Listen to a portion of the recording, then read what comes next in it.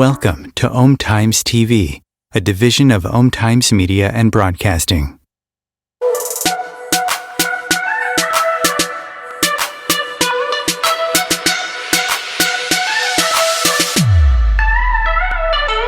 Consistently attract soulmate clients. Begin showing up on brand, monetizing on your calling. Welcome all spiritual coaches, leaders, healers, light workers, and practitioners to a show that turns you on in your business and amplifies your magnetism. I'm host, catalyst, and spiritual business coach Rosalind Fung, and I'm here to journey with you into the juicy and help you discover where the real gaps are. Ignite your mindset and soul with strategies and systems as each episode takes you to the sweet spot that activates your soulgasmic business. Enjoy this light language activation as we begin to magnetize and monetize. Welcome, my loves. I am so excited about this episode here today. As you know, I always preach about health is wealth. And today we're going to be speaking about the 5 core inner health pillars, and it's probably not what you think, so make sure you stay tuned. This episode is for you if you've ever asked yourself any or all of the following questions. You're wondering, how do you remove blocks and achieve sustainable change? I know so many of us, let's admit it, all of us self-sabotage in some way. And a lot of times that's like, you feel like you're so close, but you never quite make it. Or you're like, you make the change, you take the action, and all of a sudden something gets in the way. It's like 2 steps forward, 1 step back, or 1 step forward, 2 steps back. So are you guys relating with this? And so you're wondering, how do you design a realistic vision of your future self? Why do your emotions keep getting in the way of sabotaging your new endeavors? And what can you do to boost your confidence and make sure you're achieving your goals in your health?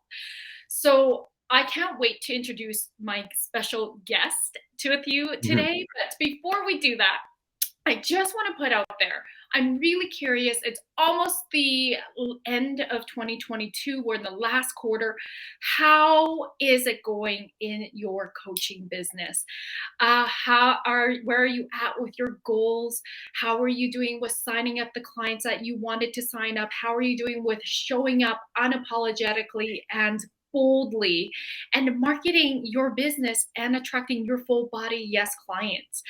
If you're like, I've been doing great, awesome, I'm cheering you on. If you're like, I'm trying, I'm making the steps forwards, I'm cheering you on. And if you're like, I've been self-sabotaging, Roz, that's totally okay. Wherever you are in your journey, I invite you to join me in my free masterclass, How to Boldly and Unapologetically Market Your Coaching Biz and Attract Your Full Body Yes clients. You can check that out in the show notes or DM me at Bold Sexy Warrior on Instagram and on Facebook, Rosalind Fung Coaching, Bold Sexy Warrior, for the link.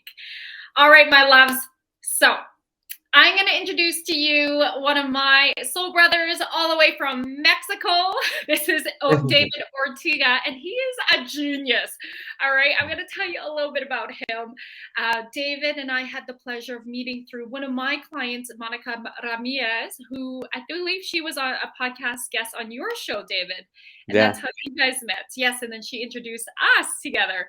So what an honor to have you on my show now. I love the connections that get made in the online world. You're all the way in Mexico. I'm here in Canada. And your bio is so impressive.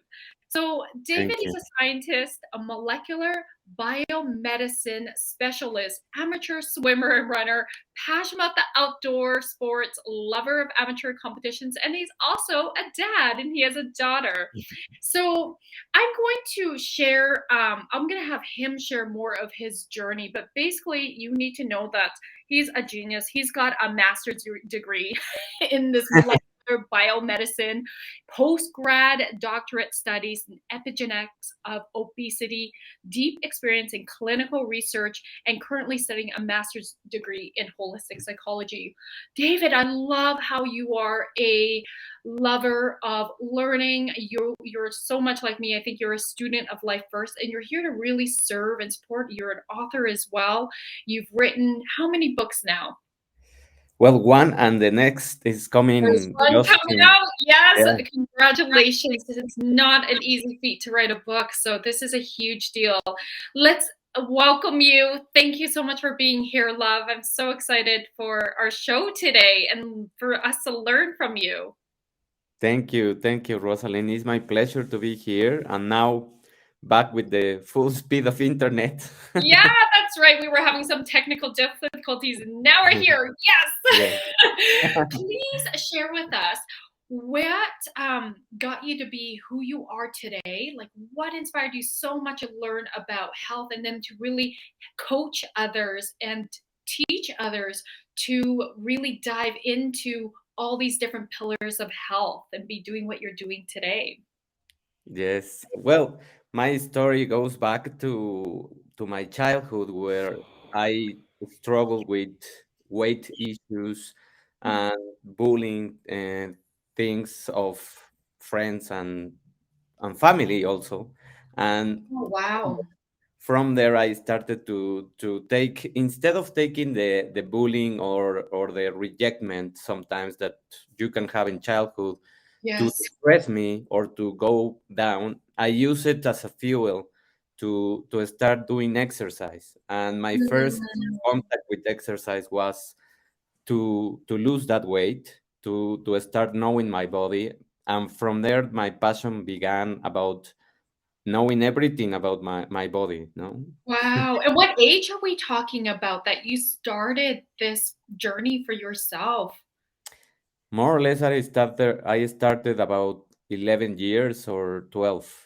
Wow, good for you. So you really took that pain and turned it into your purpose at such a young age without you at that point in time, you probably didn't know that this was going to be your purpose, but you really No. became so resilient and not let any of those comments defeat you, but rather I can hear how you took that and you really like showed yourself, you know what?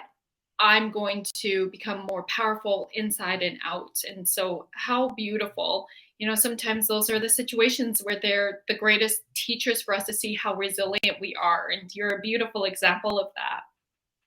Yes. So, and I have the fortunate of having two parents that studied science. So I had a lot of books on Mm. science. I started to go more into biology mainly. That Yes. was my passion in school. And from there I started to align the pillars because, well, I didn't know that they were the pillars in that moment, of course. Right. They're all coming together. Yes. But the emotions for me also were something that I had to work with a lot because, well, my parents had a divorce, and Mm. I witnessed a lot of well, discussions, fights, and things like, Yeah. I think many children Mm. uh, struggle with that. And Yes. I have to rely on something. So books were my friends, Mm.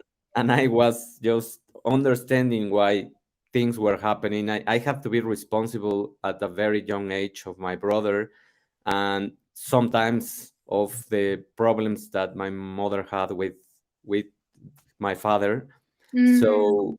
So I had to develop a maturity in my childhood, not in the teenage years or in the Mm. young adult age. So that's where I started to behave very responsible compared Mm. to other young people, no? Right. Thank you so much for sharing such a courageous and vulnerable story. I know that many of the people in the audience can really appreciate that because they themselves have grown up in an environment where it didn't feel safe. There was bullying that happened and abuse that may have happened. And you're a beautiful example of sharing how resilient you are at such a young age. And so books became your friend, and you just immersed yourself, and it was health you were specifically really interested in. Is that correct? Yeah. Yes. I was like very curious about why did I felt in certain ways, or how to express my emotions in a Mm, better way, because anger was mainly the emotion that I had inside. mm, So mhm, I had to work a lot with that, and I usually my release of that emotion was exercise. So mm. through What was exercise, it before you educated yourself? What did that look like behaviorally for you as a young child? Like, were you uh, emotionally eating? And what did you do with your anger? I'm really curious about that. I used to mainly I used to get it out by running or Mhm. by swimming, by doing exercise. I Mm, mean, I developed a strong character in terms of knowing what I wanted, got it. and Yeah, and also sometimes it came out in the wrong path, sure. as imposing sometimes what Mm, I knew was the best path, but of yes. course not everyone has to follow everything. That's right. Oh, yeah. I know for me too, because when you get so passionate, I also struggled with food and body image as well. I think I might have shared that on your podcast. And like when we find a solution and we think, oh my God, everybody needs to have a solution, we start to like unintentionally, but we start to come across as imposing on other people. I know for myself that looked like, well, I would just look at my husband and be like, well, why aren't you eating like me? You know, you could be more fit. Like I was totally projecting it. Like my poor husband, he's put up with so much shit when I was going through crap. But it really was a true mirror. I was not self-aware back then, but it really was a true mirror of how much I was projecting. It got so bad to the point, David, that when I was at my peak of, I would say like orthexia, which Mhm, is like like obsessed with healthy eating, and I would never eat like mhm, even peas, carrots, and corn because they had too much sugar on them, quote unquote, from the bodybuilding world, like that kind of conditioning. And it got so bad that when I was grocery shopping, again, I'm not self-aware at this point. um I would judge people by what they would put in their shopping carts, mm. and like size them up and down, be like, you could do better, like just being really hard in my mind and being critical in them. But really, that's a mirror of how I saw myself. That had nothing to do with the other people. But I was so judgmental because I was judging on myself. So yeah, it can come across that way, right? When we're not Yes, healed yet. it can. So I love that you shared, because anger is a really healthy emotion. And I love that you Yeah. shared ways and how you actually learned to honor that and channel it into a way that allowed you to honor, like release it in a healthy way. Yeah, yes. Actually, my friends, when I was, because my passion is swimming, so when I went to swim, and my friends noticed very easily that I Yeah. was angry because I wanted to go at the first place, so I Mm. wanted to go faster, and they told me something happened to you, right? And I said yes, I am angry, so leave me at the first place, please. Wow. So then, what was the first like step for you? So I mean, after like, so you started to exercise, you started to eat healthier, then you got into your first love, which is swimming. Yeah. And then at what point did you decide, I want to go into this as a profession?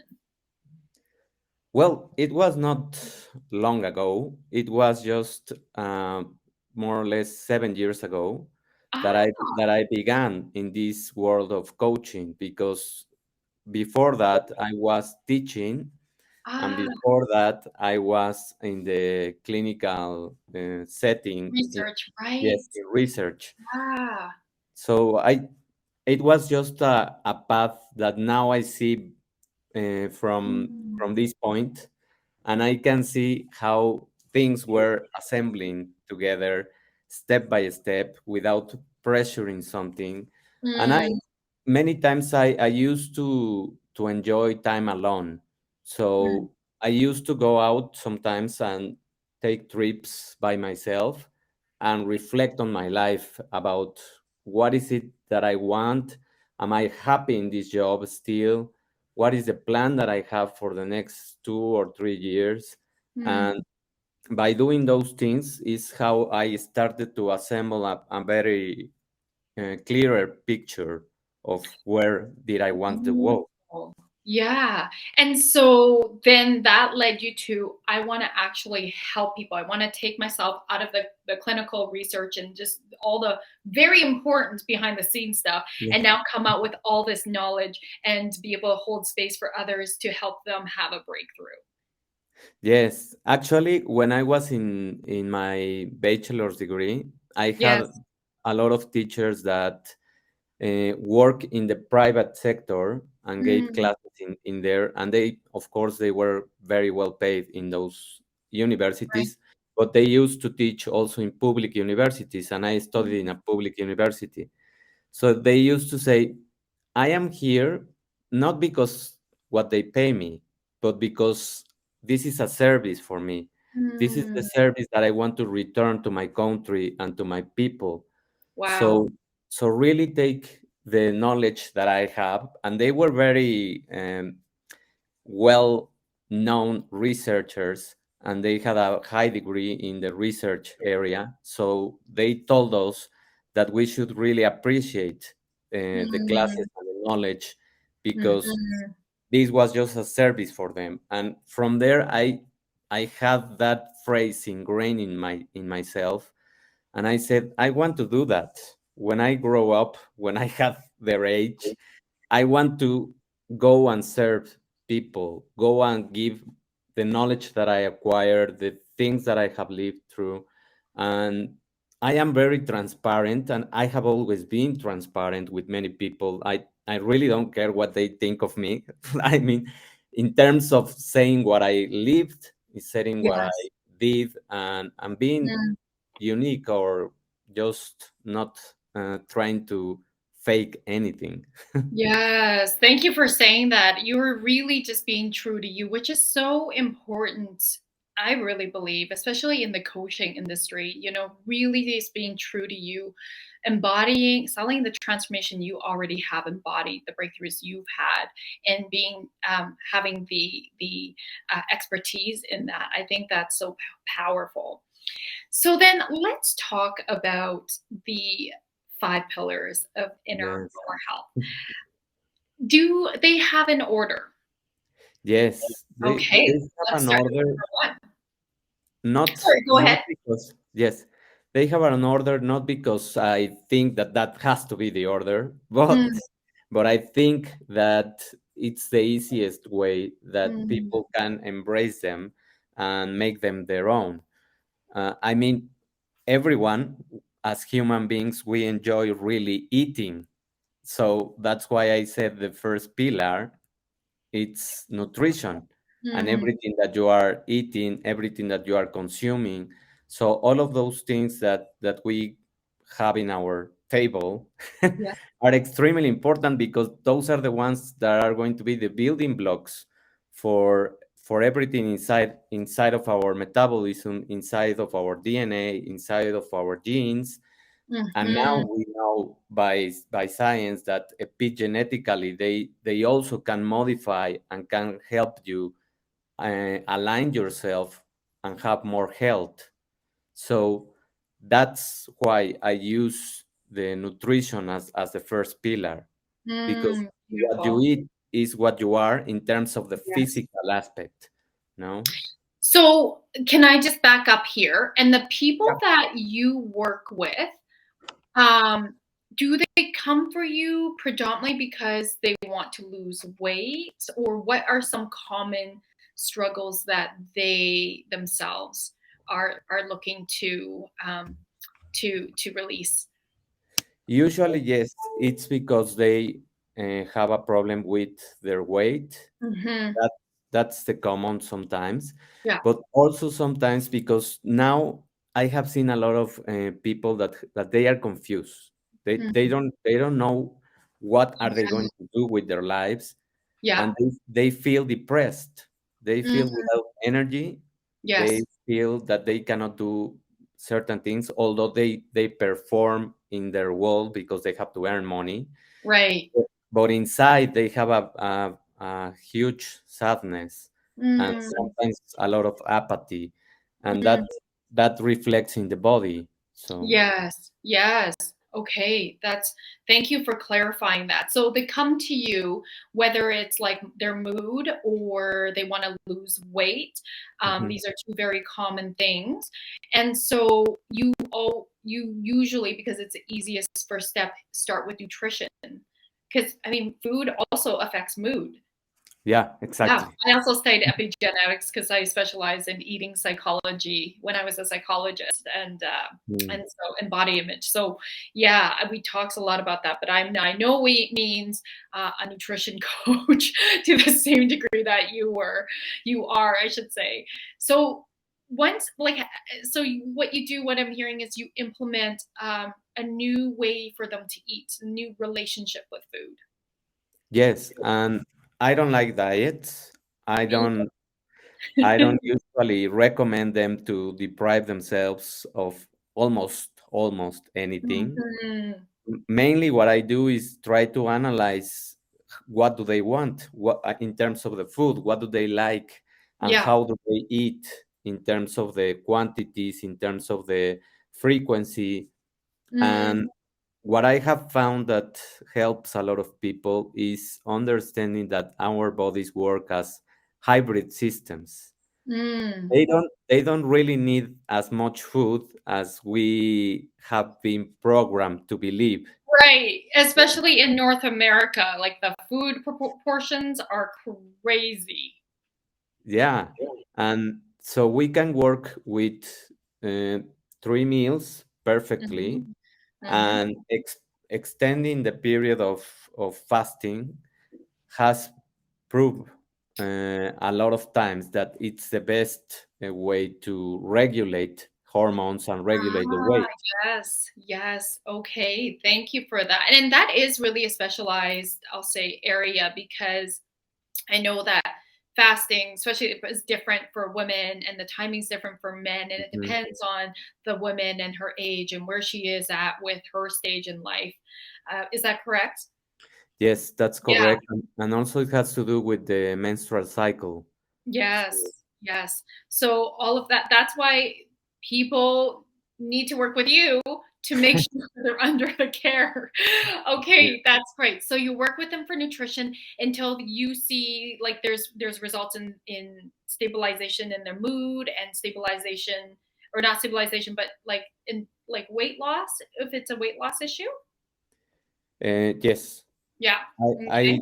I I try to work with them in terms of not making them feel pressure, anxious Yes. about the weight, because also uh, our mind plays a big role in terms of the Yes. loss of weight.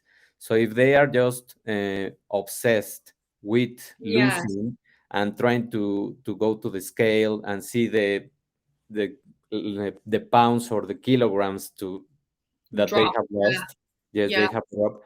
That's not the best place to start, because the obsession, it's going to work against them. Correct. I've been there, done that.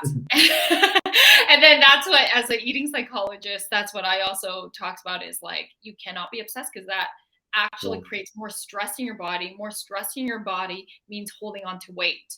So, yeah, for sure. Okay, thank you for clarifying that. And then what is the second pillar? The second pillar is metabolism, and Mhm. that's a really, really huge passion for me, because it's seeing your body as a science fiction movie, Right. because our bodies have so many functions and signals and messengers and chemical things that are happening, Yes. Many of them are not as complex as scientists want to uh, project on people. But Mm-hmm. understanding sleep, for example, understanding the circadian rhythms, which are the clocks, the internal clocks that we have to function better. Some people work much better in the morning. I am a morning person. Me too. And Mm-hmm. some people work better in the afternoon or late at night. So understanding those things, understanding that your sleep also is going to work against you in terms of losing weight and in terms Mm, of regulating your stamina of your attention. right. Okay. So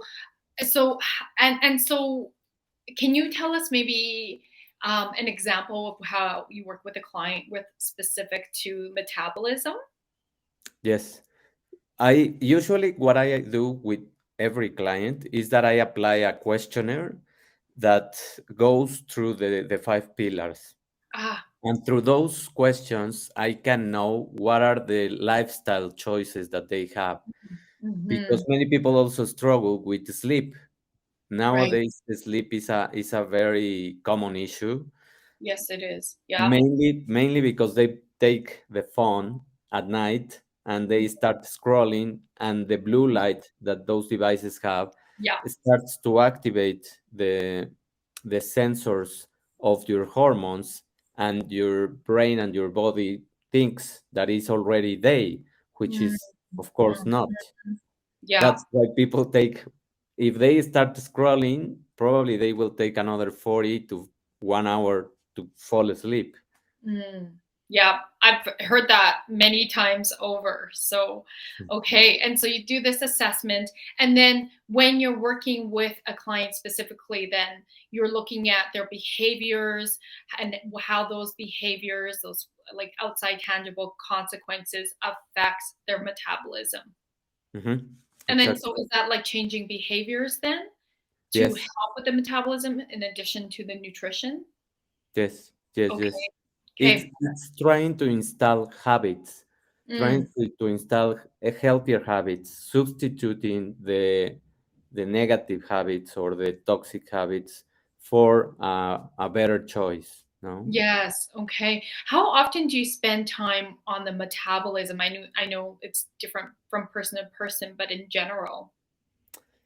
Well, more or less, it's about 30% of the time or of the things that I have to review for people, Right. because I also try to ask them for a blood test to see how the levels of hormones, well, Mm, the most important hormones, and the the biochemical parameters such as lipids, such as uh, things like your immune system, how it's working, right. all of those things.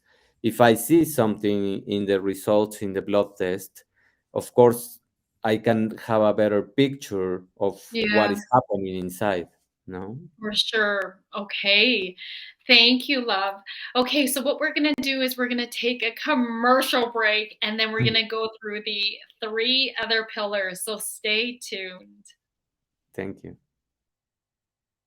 Om Times TV. Imagine becoming a super influencer. Reinvent yourself, invest in your brand, and then manifest your success with a robust spheric approach. Om Times Media and Broadcasting offers a unique and multifaceted way to become the spiritual and conscious influencer you deserve to be by putting your message across our powerful platform with its proven record of integrity and excellence. Through our produced shows, Om Times offers the opportunity to become a social media TV personality, a radio show host, an Om Times magazine columnist, and a syndicated podcaster, all in one shot. By live streaming your show on Om Times TV and broadcasting it across the extensive Om Times radio and TV networks, you become more than a host. You become an ambassador and a force for positive change. Om Times. Open yourself to the possibilities.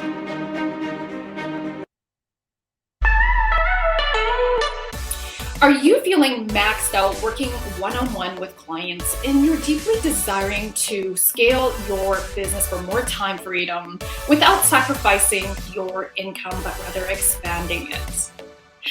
Many of my clients who are light workers, healers, practitioners, and even coaches, they're often multi-modality, are coming to me because they are sick and tired of working with clients on a one-off session model where the clients are coming in on an as-need basis.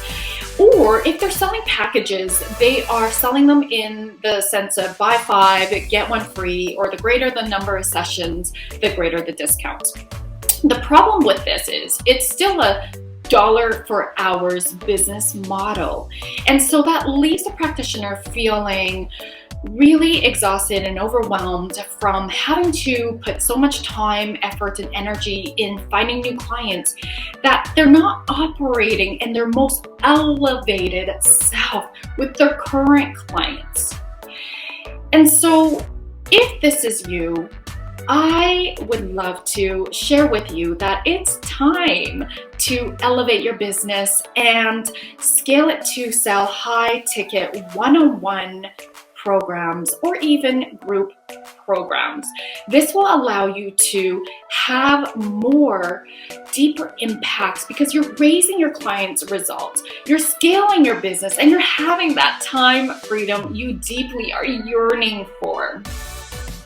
If this is resonating with you, love, I'd love to invite you to come on a soul business alignment call with me so that you can stop feeling like you're on this roller coaster ride and start to feel safe and stable and even having fun in your business and your finances. Please go to electrifymybusiness.com to apply and we'll hop on a call. I can't wait to connect. If I could be you and you could be me for just 1 hour, if we could find a way to get inside each other's minds, walk a mile in my shoes, walk a mile in my shoes. Well, before you abuse, criticize and accuse, walk a mile in my shoes.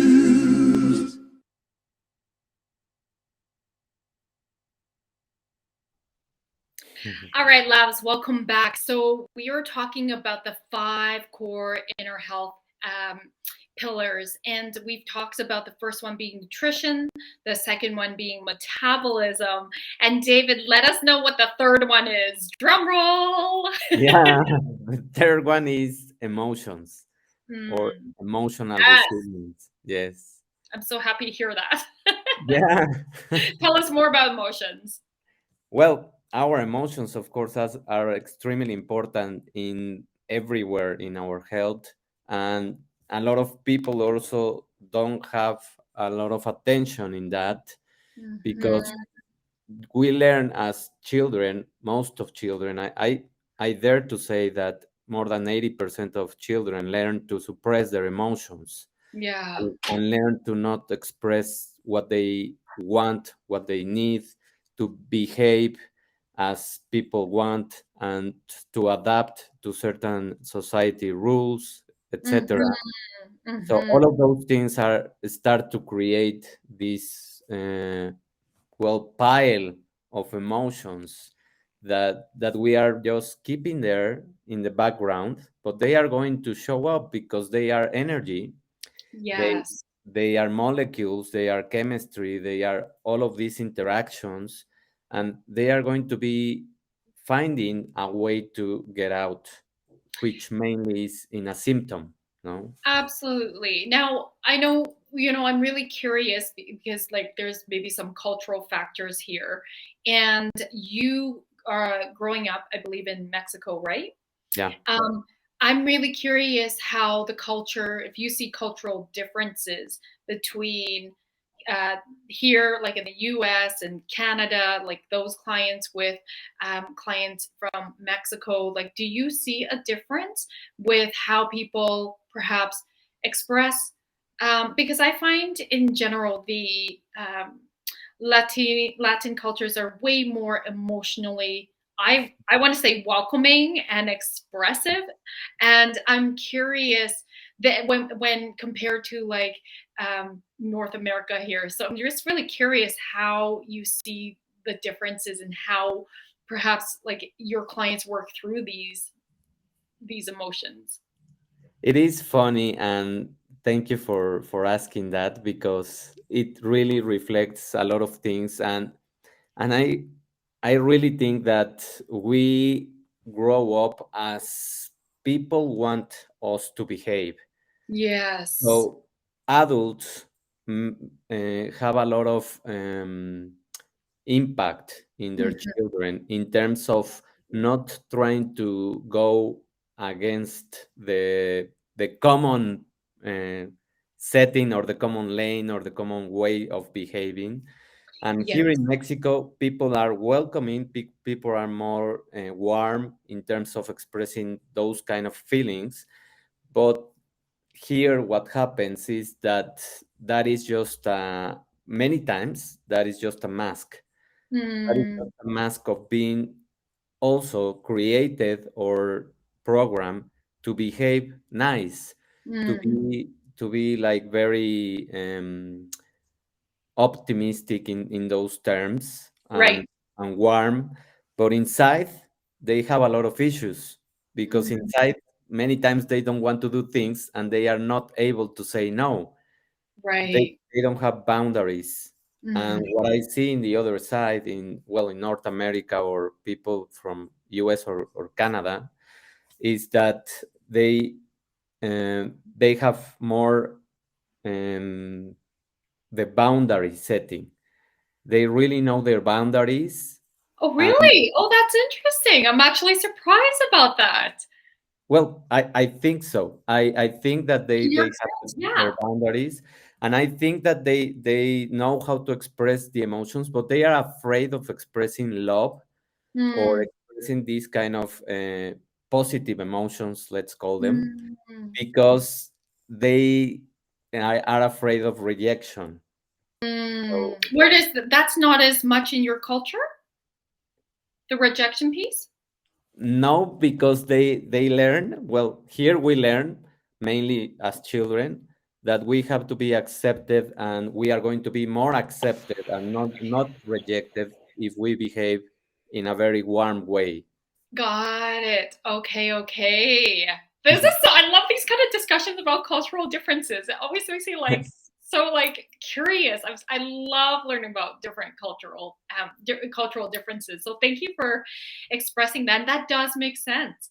So when it comes to emotions, then you're teaching and coaching people around boundaries, speaking up, honoring if it's anger, honoring that anger, Yeah. and in different ways. Can you share an example with about a client who perhaps it came in, you know, usually the doorway in isn't the real issue, right?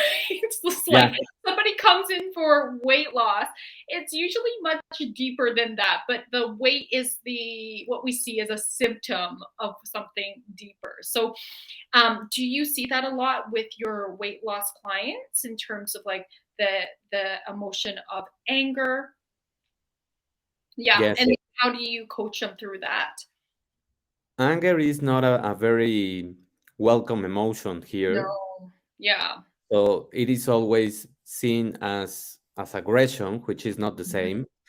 It mhm, is not the same to be angry about something that happened mhm. as being aggressive. I mean, those are two very different things, and people confuse them very frequently here in Mexico. And I am a very pro favor of releasing the anger and Yes, saying too. what you really feel. Mhm. I mean, in the best way possible, of course, Yes, uh, yes, in a powerful way.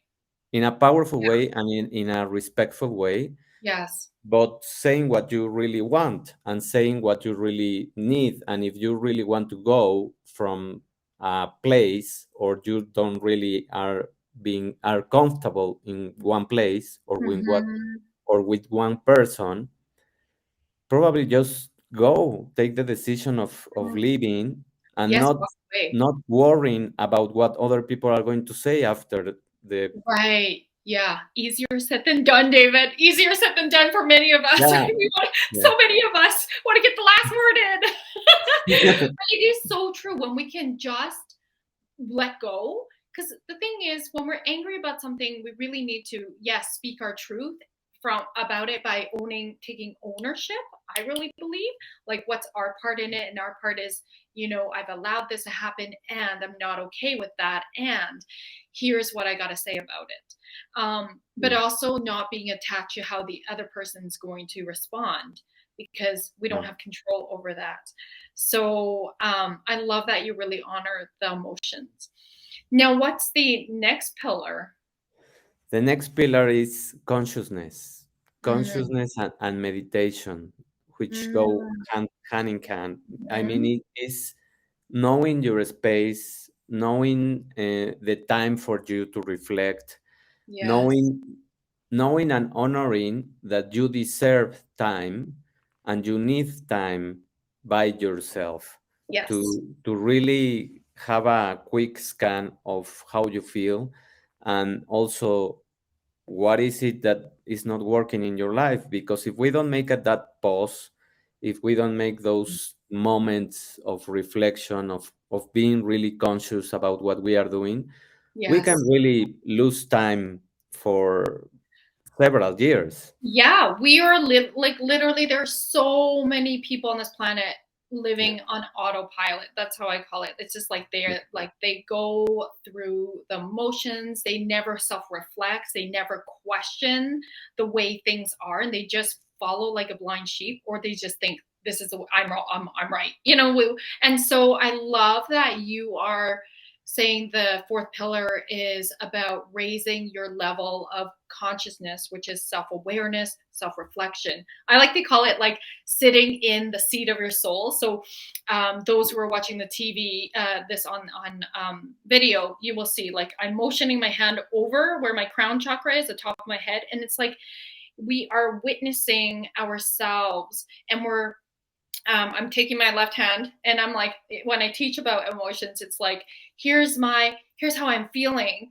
But then oftentimes we dive right into how we're feeling as if that's the only way. And then we see through things through this lens of whatever it is, righteousness, anger, and then that's where we're reacting versus being a witness to our emotions and going, oh, I see you. I see this part of me that's feeling angry, and let me study the thoughts that are driving this emotion or these emotions, and let me like just reflect on this. And then how is it that I want to honor these feelings? How is it that I want to respond versus react, so that we're coming from a place of power? And I love what you're sharing about this is like so deeply important in terms of health. And Yeah. really, when I'm hearing this is you're teaching people how to take their power back, Hmm. like in Yes. all these ways, physically, mentally, emotionally, like spiritually. Yes. So that's really powerful. How do you find like when your clients come in, um, a lot of them, like, are many of them self-aware already, or are they just at the beginning of their self-awareness journey? Many times I think that they are at the beginning of the Mm, self-awareness, mm, and mainly the number one, let's say, complaint that I yeah. hear is, I don't have time. Mm, Give me something that is practical, give me something that is quick, give me something yes. that I can do like in 5 minutes. And the first thing that I tell them is, you got it wrong. Because if you are with me, Yeah. it's you that you have to be responsible of that, not me. Yes. I Yeah. mean, I will give you the guidance, I will give you the all of the methods, I will give you the teachings, I will be your coach for whatever you want, but I cannot do the work. That's So right. We got to take ownership of it. Yes, Yeah, it's so true. It's so true. I could go off on a tangent about people and victim consciousness, which is like they don't take ownership. They think that by just working with a coach, they should get the results. But no, you still need to take what yeah, your coach is teaching you or coaching you on and apply it into action. I really believe that power isn't like knowledge isn't power. It's applying that knowledge that into action that's power. And so I love this. You're reframing it to be like, no, you need to take responsibility and you need to learn how to shift your attitude, shift your mindset, shift how you go into relationship with time so that you do make time for this. If this is important, you will make time for it. And so exactly. many people unfortunately don't, right? Like that's why they end up in the hospital. That's why they're sick because now they have all the time, but is that really how we want to spend all our time and our money? Put your money invested in proactively, my loves. So then, David, what's the fifth pillar? The fifth pillar, I think, is the consequence. It's the consequence of the other four, is the consequence of working the other four, and it's abundance. Because I love it, love it. It's one of my favorite words. yeah, We're once you work with all of those pillars, of course that the end result is going to be that you feel abundant, even though probably it is not being reflected in terms of money or wealth right yes. uh, at the moment, no, but it Mhm. is going to be um, you are going to release all the negative energy and you are going to be open and creating space for everything to come in because you were closed. Yes. It's not Yes. that abundance is going to find you. Yeah. It's You have already to create there. it. Yeah. Yes. I totally love this because I actually call myself an abundance warrior. It's actually part of my logo. And abundance I always speak about is it's not just in the form of prosperity. It's Mm. not it's not just that. Abundance, more importantly, is because again, health is wealth. It's our inner health. It's how we go into life. It's how we feel that level of expansiveness and the higher our vibrations go. Um, do you? I don't know if you talk about this with your clients, but I really love the David Hawkins Power versus Yeah. Force. It's a map of Yes. consciousness, right? Yes. Okay, good. And I'm trying to remember if we even talked about that on your podcast of me talking about that. But basically, to our audience, Dr. David Hawkins measured emotions because emotions are energy, and that the lowest frequency is shame. So if we're in shame, we can immediately think about like a shameful experience we had, and our body also feels heavy. And then we think about an experience where at the highest level is enlightenment. Most of us, that's like are moving. Not most of us, but many of us here as spiritual beings are moving towards that. But we really want to be in flow state, which is love, peace, and joy. And when you think about love, peace, and joy, we feel lighter. And Mhm. so we're leveling up our vibration. And to me, that's what abundance means.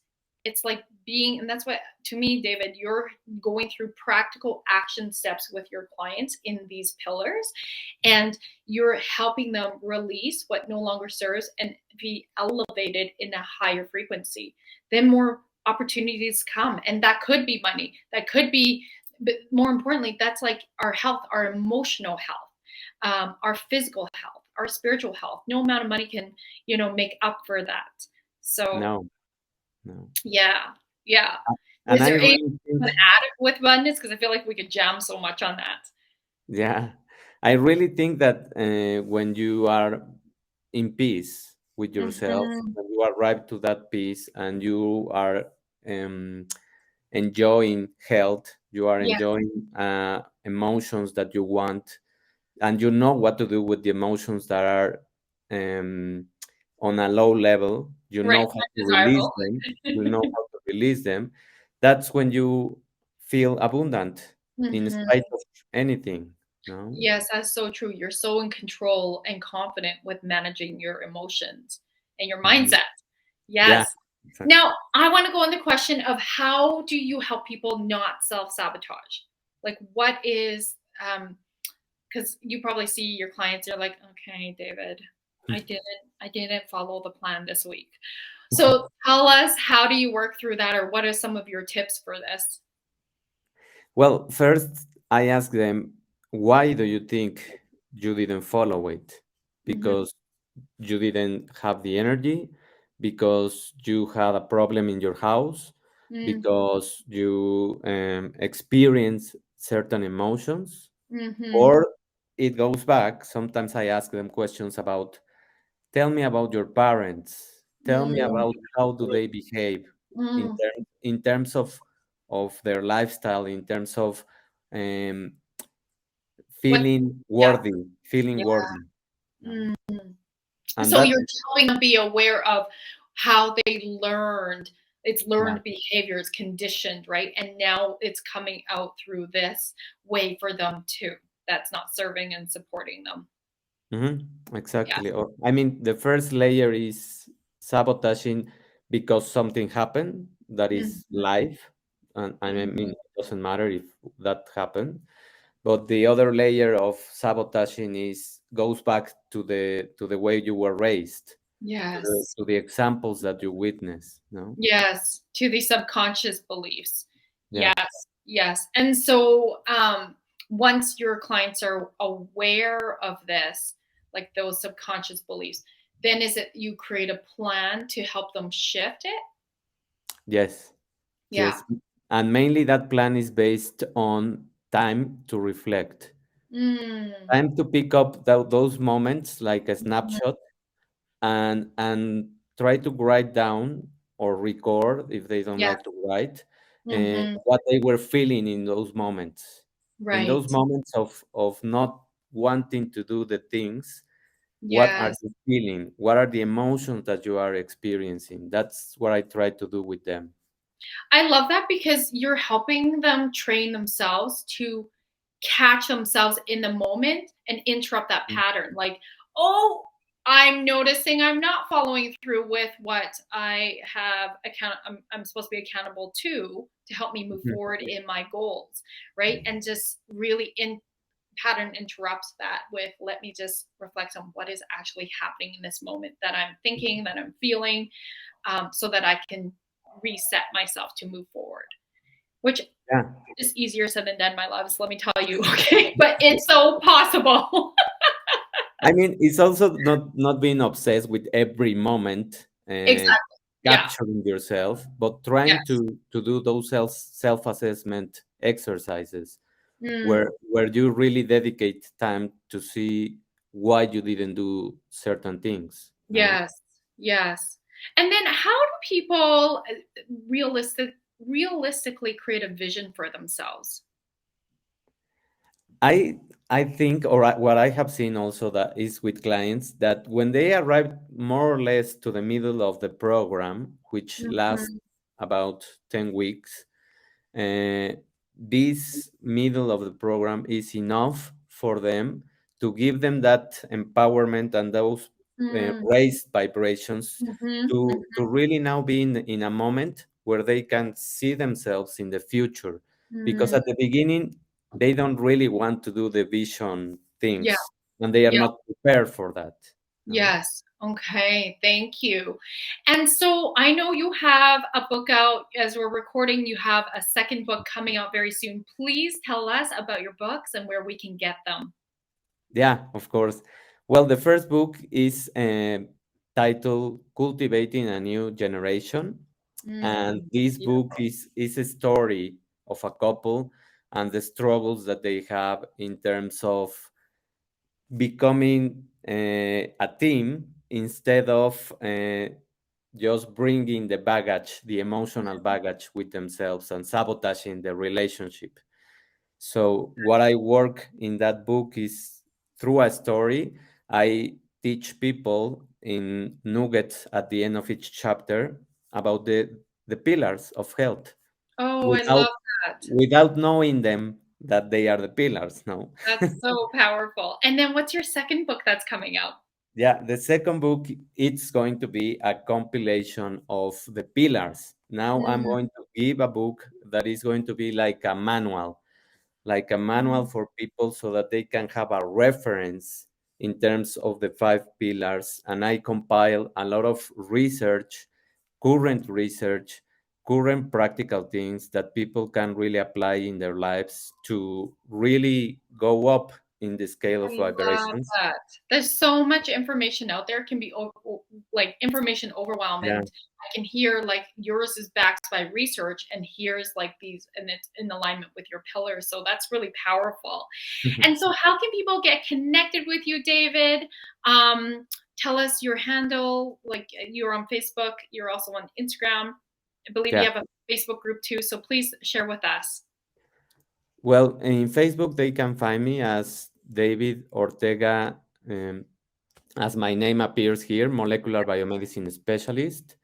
And in Instagram, they can find me as Dave Ortega B. And in my webpage, I have all the links to my Perfect. platforms. So So good. And you've got your show as well. What is your show called? it's Cultivating a New Generation. That's the podcast. Beautiful. So make sure you guys go check out David.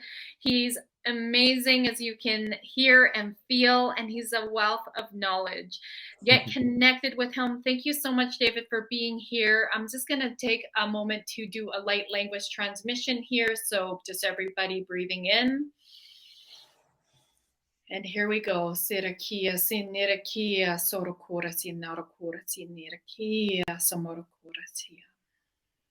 May you be blessed in your health. May you be activated to be in the most aligned health for the next level version of you. Thank you, my loves. Thank you so much for being here, David. Appreciate you. Thank you, Rosalind. A pleasure.